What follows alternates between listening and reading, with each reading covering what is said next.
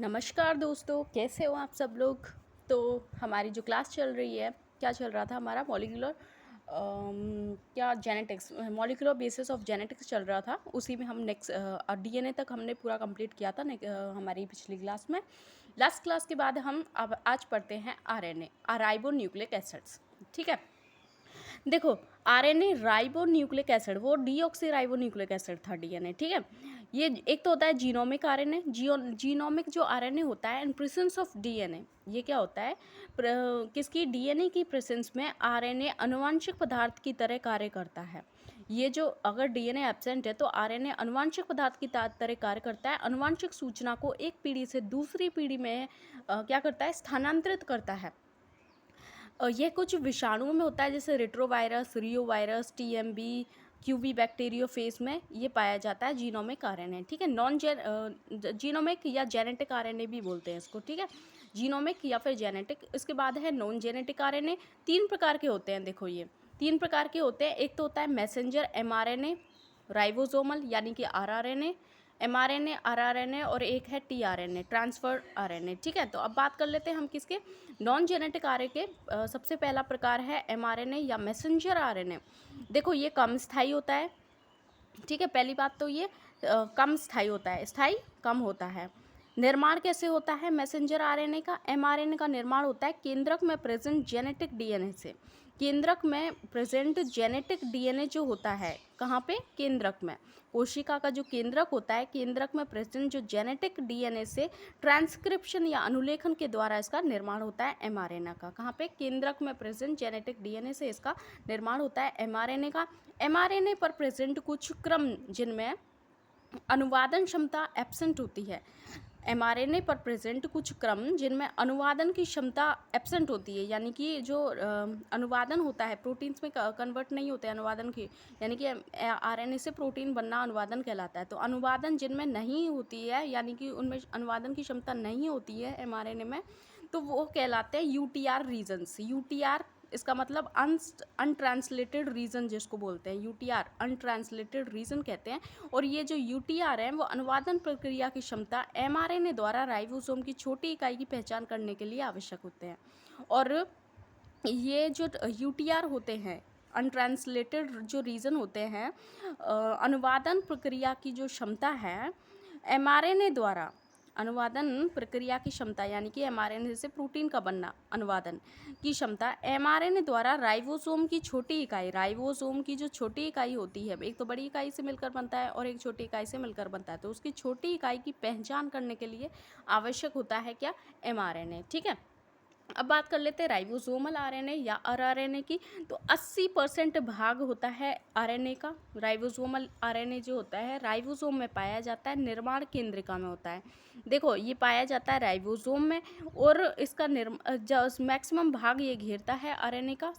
RNA का सबसे ज़्यादा भाग इसी का ही होता है, आरआरएनए का। ठीक है, ये कि राइबोसोम में पाया जाता है, और केंद्रिका जो न्यूक्लियोलस होता है उसमें इसका निर्माण होता है आरआरएनए का। सर्वाधिक स्थायी होता है, पहली बात तो ये कि सबसे कम स्थायी था, ये सर्वाधिक स्थायी होता है। ये प्रोटीन संश्लेषण के साथ, प्रोटीन जब संश्लेषण होता है, प्रोटीन सिंथेसिस या प्रोटीन संश्लेषण के समय ये क्या करता है, टीआरएनए व एमआरएनए को संधि तल प्रदान करता है। जो टीआरएनए है और एमआरएनए जो है, इसको दोनों को, मतलब दोनों के बीच में मध्य तल यानी कि संधि तल प्रदान करता है कौन, आरआरएनए। राइबोसोम्स पर इनको चिपकाता है, राइबोसोम्स कर इन दोनों जो होते हैं टीआरएनए एमआरएनए, इनको चिपकाता है।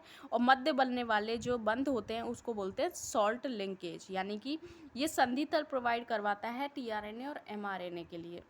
ठीक है, अब बात कर लेते हैं किसकी, ट्रांसफ़र आरएनए के बारे में। तो ट्रांसफ़र जो आरएनए होता है, ट्रांसफ़र आरएनए ये क्या होता है, इसमें क्या है, इसको एसआरएनए बोलते हैं, सॉल्युबल आरएनए भी बोलते हैं, टीआरएनए भी बोलते हैं, एडेप्टर आरएनए भी कहा जाता है। ठीक है, पहली बात तो इसका निर्माण कहाँ पे होता है, केंद्रक से डीएनए द्वारा इसका निर्माण होता है। केंद्रक में होता है, पहली बात तो इसका निर्माण केंद्रक में होता है डीएनए के द्वारा। ठीक है, टीआरएनए का निर्माण होता है केंद्रक में। प्रोटीन संश्लेषण के समय अमीनो एसिड्स के वाहक का कार्य करता है। जब प्रोटीन संश्लेषण होता है तो अमीनो एसिड्स के वाहक का कार्य, अमीनो ए यानी कि अमीनो एसिड्स के वाहक का कार्य करता है और एमआरएनए कोडोन का अनुवादन करता है। और एमआरएनए पे जो कोडोन होते हैं उसका अनुवादन करता है, यानी कि सी जी से जुड़ेगा, ए टी से जुड़ेगा, इस तरह से जो कोड होते हैं एमआरएनए कोडोन का अनुवादन करता है टीआरएनए, और प्रोटीन संश्लेषण के समय अमीनो एसिड्स के वाहक का कार्य करता है। इसके अलावा बात करें तो यह है टीआरएनए की संरचना। देखो टीआरएनए की जो संरचना होती है वो इस प्रकार से होती है। सर्वाधिक जो जटिल होता है, पहली बात तो क्या टीआरएनए की संरचना देखें तो सर्वाधिक जटिल होता है। टीआरएनए का जो अणु होता है वो सिंगल स्ट्रैंडेड होता है। देखो टीआरएनए की जो संरचना होती है वो सर्वाधिक जटिल होती है, और टीआरएनए की संरचना देखें तो सर्वाधिक जटिल होती है। टीआरएनए का जो अणु होता है वो सिंगल स्ट्रैंडेड होता है, और 3 एंड सिरे पर 3 न्यूक्लियोटाइड का विशेष क्रम जैसे कि सीसीए प्रेजेंट होता है इस पर, है ना। देखो इसके जो 3 एंड सिरे पर 3 न्यूक्लियोटाइड का विशेष क्रम होता है सीसीए, उसको बोलते हैं एक्सेप्टर एंड या ग्राही सिरा। उसको क्या बोलते हैं? एक्सेप्टर एंड बोलते हैं या फिर ग्राही सिरा बोलते हैं। यह अमीनो एसिड्स को ग्राही स्थल पर ग्रहण करता है, जो कि C11OH समूह द्वारा जोड़ता है। इसका क्या है, 3 एंड जो सिरा होता है यहाँ पे, ये देखो ये टीआरएनए की संरचना इस प्रकार से होती है। यहाँ पे ये अमीनो एसिड्स वगैरह होते हैं, यहाँ पे एंटीकोडोन लगे हुए होते हैं दूसरी स्टैंड पर, ये इस प्रकार से होता है। देखो इसका जो 3 एंड सिरा है, 3 एंड है और ये 5 एंड है, तो 3 एंड सिरे पर क्या है, 3 न्यूक्लियोटाइड का विशेष क्रम CCA ये लगा होता है, CCA, ठीक है। और एक्सेप्टर एंड बोलते हैं ग्राही, यहाँ से अमीनो एसिड्स बनते हैं, ग्राही सिरा बोलते हैं। ये अमीनो एसिड्स को ग्राही स्थल पर ग्रहण करता है, जो कि C11OH द्वारा जोड़ता है, जोड़ता है। अब इसमें कुछ भुजाएं होती हैं, कुछ लूप्स होते हैं। अब ये भुजाएं क्या होती हैं, अब इसमें कुछ तो भुजाएं होती हैं और कुछ क्या होती हैं, लूप्स होते हैं कुछ। देखो जो आर्म्स होती हैं, भुजा होती है, वो क्या करती है, टीआरएनए का अणु वलित या फोल्डेड होता है। टीआरएनए का जो अणु होता है वो वलित या फोल्डेड होता है। ऐसा होने से कुछ पूरक नाइट्रोजन क्षारक परस्पर आमने सामने आकर हाइड्रोजन बंध बना लेते हैं। टीआरएनए का जो अणु होता है वो क्या होता है, फोल्डेड होता है। ऐसा होने से कुछ जो नाइट्रोजन क्षारक होते हैं, ये नाइट्रोजन क्षारक है, अब परस्पर आमने सामने, जैसे सी के सामने जी के सामने CUT, मतलब AT है ना, RNA है तो U आएगा, क्योंकि RNA है तो U आएगा ना, यूरेसिल आएगा, ठीक है, यूरेसिल आएगा, ठीक है। और इसके RNA है तो U, और U के साथ T बनाएगा ना, U के साथ T बनेगा, ठीक है, यूरेसिल आएगा ना RNA में, ठीक है। अब हाइड्रोजन बंध बना लेते हैं। ये इनके बीच में क्या है, C और G के बीच में हम पहले भी बात कर चुके हैं, 3 डबल बॉन्ड होते हैं, और U और T के बीच में 2 डबल बॉन्ड होते हैं। लूप्स क्या करते हैं, जहाँ लूप्स क्या है, लूप जो होते हैं वो क्या करते हैं, स्थान जहाँ हाइड्रोजन बंध नहीं पाए जाते हैं, जैसे ये लूप है, यहाँ पे क्या है, हाइड्रोजन जो बॉन्ड है वो नहीं पाए जाएंगे। हाइड्रोजन बंध जहाँ पे नहीं पाए जाते हैं, जैसे कि साइसीडो यूरेसिल, ये साई का साइन होता है, ये वाला जो साइन है साई यूडेसिरो, DHU dihydrouridine, DHU का फुल फॉर्म भी पूछ लिया जाता है कभी बार, तो इसमें से साइडो यूरेसिल और DHU डाई हाइड्रो यूरेडिन, ये लूप प्रेजेंट होते हैं टीआरएनए में। टी-साइसी लूप जो होता है, टी-साइसी लूप जो क्या करता है, ये टी-साइसी लूप, इनके काम क्या है, टीआरएनए को राइबोसोम की बड़ी उप इकाई से जोड़ता है। ये टी-साइसी जो लूप होता है ये क्या करता है, टीआरएनए को राइबोसोम की बड़ी उप इकाई से जोड़ता है। रिकॉग्निशन लूप या एंटीकोडोन लूप, ये क्या करता है, विशिष्ट लूप है, इसकी सहायता से टीआरएनए एमआरएनए पर अपने स्थान को पहचानता है। रिकॉग्निशन लूप है या एंटीकोडोन लूप है, विशिष्ट लूप जिसको कहते हैं। रिकॉग्निशन लूप है, एंटीकोडोन लूप है, यानी कि इसकी सहायता से टीआरएनए एमआरएनए पर अपने स्थान को पहचानता है, रिकॉग्निशन करता है, रिकॉग्नाइज करता है। टीआरएनए क्या करता है, अपने एमआरएनए पर अपने स्थान को क्या पहचानता है। DHU loop, amino acyl synthetase recognition loop इसको बोलते हैं, amino acyl synthetase recognition loop होता है। DHU लूप, DHU का फुल फॉर्म हमने डाई हाइड्रो यूरेडिन पढ़ ही लिया। DHU लूप क्या करता है, अमीनो एसिल सिंथेटेस एक विशेष एंजाइम होता है जो कि विशिष्ट प्रकार के अमीनो एसिड को सक्रियता प्रदान करता है। देखो, ये जो अमीनो एसिड सिंथेटेज होता है, ये एक विशेष प्रकार का एंजाइम होता है जो कि विशेष प्रकार के अमीनो एसिड को सक्रियता प्रदान करता है। इस लूप का कार्य इस विशिष्ट अमीनो एसिड सिंथेटेज एंजाइम को पहचानना होता है। क्या? अमीनो एसिड सिंथेटेज एंजाइम जो है उसको पहचानता है, क्योंकि ये जो एंजाइम होता है विशेष प्रकार के अमीनो एसिड्स को सक्रियता प्रदान करता है, उनको सक्रियता प्रदान देता है। ठीक है, तो इस प्रकार से ये क्या होता है, टीआरएनए की हम संरचना पढ़ते हैं। ठीक है, टीआरएनए की संरचना पढ़ ली। अब सेंट्रल डोग्मा के बारे में बात कर लेते हैं। सेंट्रल डोग्मा, देखो ये एंटीकोडोन लूप है, यहाँ पे एमआरएनए, यहाँ पे एमआरएनए लगता है और एमआरएनए से यहाँ पे जो एंटीकोडोन होता है। सेंट्रल डोग्मा, देखो सेंट्रल डोग्मा डीएनए, आरएनए व प्रोटीन के मध्य सूचना का प्रवाह होता है। देखो डीएनए, आरएनए और प्रोटीन के मध्य जो सूचना का प्रवाह होता है उसको दर्शाता है ये सेंट्रल डोग्मा। संकल्पना किसने दी? एफएससी क्रिक ने दी। जो फेडरिक ये क्रिक था, एफएससी क्रिक ने इसकी सेंट्रल डोग्मा की क्या दी? संकल्पना दी थी। देखो ये क्या बोलता है सेंट्रल डोग्मा। देखो एक तो है लीनियर सेंट्रल डोग्मा, तो कहता है कि डीएनए ट्रांसक्रिप्शन के द्वारा आरएनए बनता है। पहले जो डीएनए होता है उसमें ट्रांसक्रिप्शन होता है, अनुलेखन होता है, उसके बाद वो बनता है अनुलेखन। ये तो है अनुलेखन और ये है अनुवादन। देखो ये तो क्या है? अनुवादन, और ये है अनुलेखन। ठीक है, देखो डीएनए अनुलेखन के द्वारा आरएनए बनाता है, आरएनए ट्रांसलेशन या अनुवादन के द्वारा प्रोटीन का निर्माण करता है। ये central dogma, linear central dogma. Circular वृत्ताकार सेंट्रल डोग्मा, वही डीएनए से क्या? आरएनए बनेगा, आरएनए से प्रोटीन, प्रोटीन से फिर आरएनए, आरएनए से फिर डीएनए, फिर डीएनए से ये इस तरह से। रिवर्स या विपरीत सेंट्रल डोग्मा, विपरीत सेंट्रल डोग्मा थोड़ा सा इंपॉर्टेंट है, आजकल यही चीज़ें हैं। देखो सबसे पहले डीएनए सबसे पहले तो रेप्लिकेशन करता है, डीएनए से डीएनए भी बन जाता है।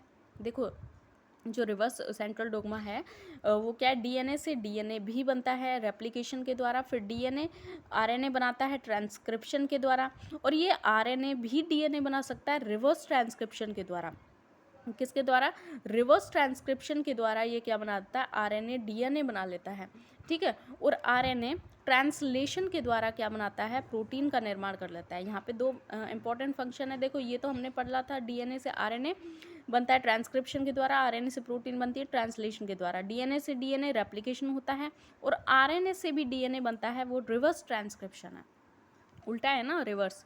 देखो एंजाइम रिवर्स ट्रांसक्रिप्टेज की सहायता से डबल स्टैंडर्ड डीएनए बनता है। रिवर्स डबल स्टैंडर्ड डीएनए बनता है, आरएनए से डबल स्टैंडर्ड डीएनए बनता है रिवर्स ट्रांसक्रिप्टेज की इसकी सहायता से, जिसे cDNA या कॉम्प्लीमेंट्री डीएनए भी बोला जाता है। इसको क्या बोला जाता है? फिर बोला जाता है इसको कॉम्प्लीमेंट्री डीएनए। ठीक है, कभी कभी यह डीएनए पोषद के जीनोम में चला जाता है। कभी कभी यह जो डीएनए बना है कॉम्प्लीमेंट्री डीएनए या cDNA, जो कि आरएनए से बना है डबल स्टैंडर्ड डीएनए जिसको हम बोल रहे हैं cDNA, कभी कभी यह जो डीएनए होता है वो पोषद के जीनोम के साथ चला जाता है। पोषक जो होता है ना उसके जीनोम के साथ चला जाता है। इस प्रकार के गतिशील डीएनए किसको? इस प्रकार का जो गतिशील डीएनए है उसको बोलते हैं रेट्रोपोसोन। क्या बोलते हैं? रेट्रोपोसोन कहते हैं। कैंसर जन्य होता है उनका जेन्स इसमें प्रेजेंट होते हैं। क्या बोलते हैं इसको? रेट्रोपोसोन इसको कहा जाता है।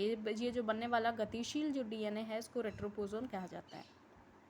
ठीक है, तो ये हो गई। अब हम डीएनए की प्रतिकृति कैसे होती है इसके बारे में हम बात कर लेते हैं। डीएनए की प्रतिकृति किस प्रकार से होती है? देखो डीएनए की प्रतिकृति, डीएनए रेप्लिकेशन, डीएनए टेम्पलेट पर डीएनए का निर्माण। क्या होता है? डीएनए टेम्पलेट पर डीएनए का ही निर्माण होता है। डीएनए से डीएनए का बनना प्रतिकृति कहलाता है, रेप्लिकेशन कहलाता है। ठीक है, कोशिका चक्र की ऐसा अवस्था जो होती है, सिंथेसिस फेज होती है, वहाँ पे रेप्लिकेशन का काम होता है, डीएनए रेप्लिकेशन का। अधिकतर जो डीएनए रेप्लिकेशन है वो अर्धसरक्षी, अर्धसतत व द्विदेशीय होते हैं। कैसे होते हैं? अर्धसरक्षी, अर्धसतत और द्विदेशीय, यानी कि सेमी कंजर्वेटिव, सेमी डिसकॉन्टिन्यूअस और बायडायरेक्शनल होते हैं। सेमी कंजर्वेटिव, सेमी कॉन्टिन्यूअस और बायडायरेक्शनल होते हैं।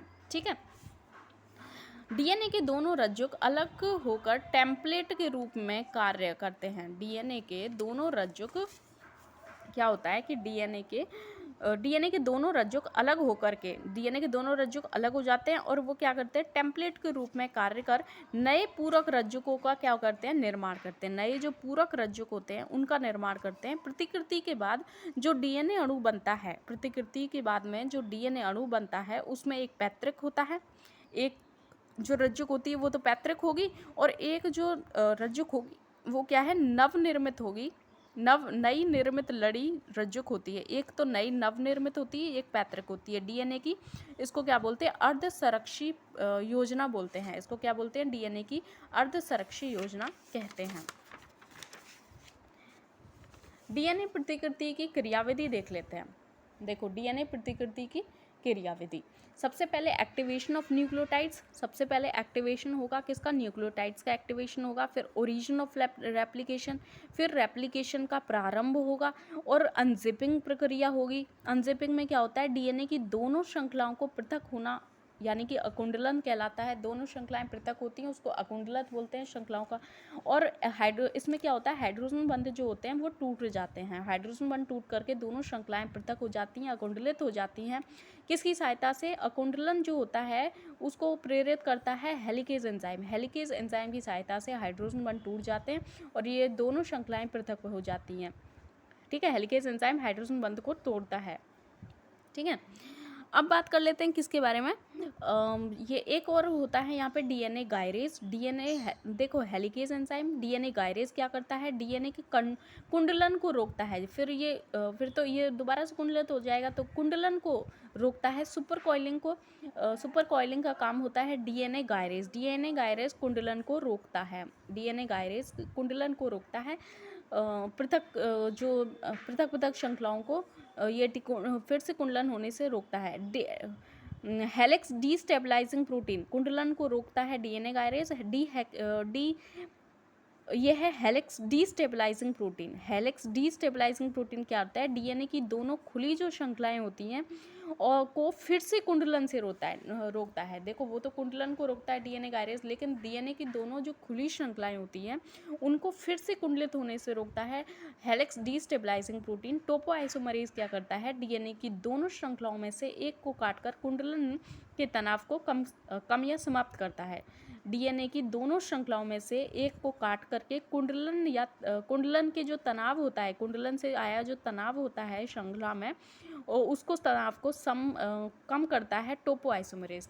तनाव को कम करता है काट करके, श्रृंखलाओं में से एक को काट करके, टोपोआइसोमरेज। अब एक होता है फॉर्मेशन ऑफ आरएनए प्राइमर। फिर अनजिपिंग के बाद अनजिपिंग हो गई, फिर आरएनए प्राइमर का फॉर्मेशन होता है। इसका निर्माण होता है 5n3n दिशा में। देखो आरएनए प्राइमर जो बनता है वो 5n3n दिशा में बनता है। इलोंगेशन होता है फिर इस प्रकार से। डीएनए में एक श्रृंखला का निर्माण तो निरंतर होता चला जाता है, और एक श्रृंखला का निर्माण निरंतर कंटिन्यूअसली होता चला जाता है, उसको बोलते हैं लीडिंग स्ट्रैंड। और दूसरी जो श्रृंखला होती है वो असतत होती है या डिसकंटिन्यूअस होती है, यानी कि इसका श्रृंखला का जो निर्माण होता है वो कैसा होता है, असतत होता है। और असतत जो निर्माण होता है उसको बोलते हैं लैगिंग स्ट्रैंड। देखो डायग्राम से आप लोग थोड़ा सा देख सकते हैं, इस प्रकार से ये होता है। देखो 5n to 3n और 3n to 5n anti parallel होती हैं, दोनों डीएनए की श्रृंखलाएं होती हैं। इसका जो 5n to 3n ये एक तो पैतृक होती है और दूसरी जो नई बन रही है, नई कैसे बनती है, देखो नई 5n to 3n बनेगी। इसमें क्या होगा, ये सतत होती है, इसको बोलते हैं लीडिंग स्ट्रैंड। और जो असतत होती है इसको बोलते हैं क्या, लैगिंग स्ट्रैंड। लीडिंग और लैगिंग स्ट्रैंड ये डिसकंटिन्यूअस होती है। ठीक है, अब जो लैगिंग स्ट्रैंड होती है, लैगिंग यानी कि डिसकंटिन्यूअस वाली लैगिंग होती है। डिसकंटिन्यूअस जो लैगिंग स्ट्रैंड होती है छोटे छोटे टुकड़ों से मिलकर बनता है, और इनको बोलते हैं ओकाजाकी खंड। क्या बोलते हैं इनको, ये जो खंड होते हैं, खंड बनते हैं, इनको क्या बोलते हैं, ओकाजाकी खंड कहते हैं इनको। ठीक है, ओकाजाकी खंड कहते हैं इनको। अब डीएनए लाइगेज क्या करता है, डीएनए लाइगेज इन टुकड़ों को जोड़ने का कार्य करता है। ये जो ओकाजाकी खंड है इन टुकड़ों को जोड़ने का कार्य कौन करता है, डीएनए लाइगेज करता है। अब बात कर लेते हैं प्रूफ रीडिंग के बारे में। लास्ट जो है इसका, डीएनए रेप्लिकेशन के समय होने वाली गलतियों को सुधारने का कार्य डीएनए पॉलीमरेज फर्स्ट करता है। मेन डीएनए रिपेयर एंजाइम इसको बोलते हैं। क्या बोलते हैं? मेन डीएनए रिपेयर एंजाइम बोलते हैं डीएनए पॉलीमरेज फर्स्ट। और डीएनए रेप्लिकेशन के समय होने वाली गलतियों को सुधारने का कार्य करता है ये DNA polymerase first, main DNA repair enzyme. DNA polymerase third DNA replication में सबसे मुख्य एंजाइम होता है DNA polymerase third. DNA polymerase जो थर्ड होता है वो डीएनए रेप्लिकेशन जो होता है उसमें सबसे मुख्य एंजाइम होता है। इसके द्वारा बड़ी श्रृंखलाओं का निर्माण किया जाता है, जैसे जटिल 7 पॉलीपेप्टाइड श्रृंखलाओं का बना होता है।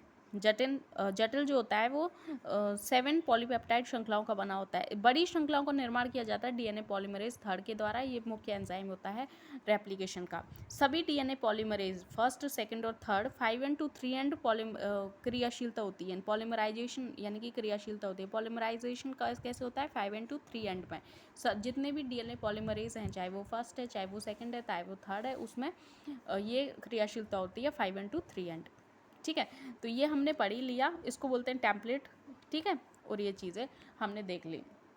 तो आज के जो अब नेक्स्ट क्लास में हम जीन परिकल्पना पढ़ लेते हैं। देखो नेक्स्ट क्लास में नहीं, अभी इसको थोड़ा सा और पढ़ लेते हैं। ठीक है, अनुवांशिक, देखो जीन परिकल्पना, जीन की परिकल्पना। आनुवांशिक पदार्थ की क्रियात्मक इकाई क्या होती है? जीन होती है। हम भी जानते हैं, हमने बहुत बार पढ़ी है। आनुवांशिक पदार्थ की जो क्रियात्मक इकाई, इसको बोलते हैं gene. One gene one enzyme जो हाइपोथेसिस है वो 1948 में G.W. बीडल ने और E.L. टॉटम ने दी थी। बीडल और टॉटम ने क्या दी? One gene one enzyme hypothesis दी थी। और इसके द्वारा इन्होंने कहा गया था प्रत्येक जीन एक विशिष्ट एंजाइम या प्रोटीन के संश्लेषण का नियंत्रण करता है। इसमें क्या कहा गया कि प्रत्येक जीन एक विशिष्ट एंजाइम या प्रोटीन के संश्लेषण का नियंत्रण करता है। और इन्होंने प्रयोग किए न्यूरोस्पोरा ग्रासा, पिंक ब्रेड मोल्ड जो होता है उस पर इन्होंने प्रयोग किए। प्रत्येक जीन एक विशिष्ट एंजाइम, प्रत्येक जो जीन होता है वो एक विशिष्ट एंजाइम या प्रोटीन के संश्लेषण का नियंत्रण करता है। इसको बोलते हैं जीन परिकल्पना। जंपिंग जीन्स क्या होते हैं? एक नोट है छोटा सा, ये नोट है, इसको रख लेना थोड़ा सा। जंपिंग जीन्स क्या होते हैं? यह एक डीएनए का खंड होता है। ये क्या होता है? एक डीएनए का खंड होता है जो एक गुणसूत्र से दूसरे गुणसूत्र पर एक ही जीव के जीनोम में गति करता है। यह एक डीएनए का खंड होता है जो एक गुणसूत्र से दूसरे गुणसूत्र पर एक ही जीव के जीनोम में गति करता है। एक गुणसूत्र से दूसरे गुणसूत्र पर गति करना है। और जीव के जीनोम में, एक ही जीव के जीनोम में एक ही जीव है, उसका जो एक गुणसूत्र है उससे दूसरे गुणसूत्र में वो गति कर रहा है। ठीक है, तो इसको बोलते हैं जंपिंग जीन्स। और इसकी खोज की है मैकक्लिंटॉक ने, मक्का में की थी। मैकक्लिंटॉक ने जंपिंग जीन्स की खोज की थी मक्का में। अब नेक्स्ट हमने आज डीएनए रेप्लिकेशन तक हमने पढ़ लिया। नेक्स्ट क्लास में हम अनुलेखन या अनुलेखन के बारे में बात करेंगे, यानी कि डीएनए बन गया, डीएनए से आरएनए कैसे बनता है उसके बारे में हम नेक्स्ट क्लास में हम इसके बारे में बात करेंगे। ठीक है, तो तब तक के लिए धन्यवाद। Thank you.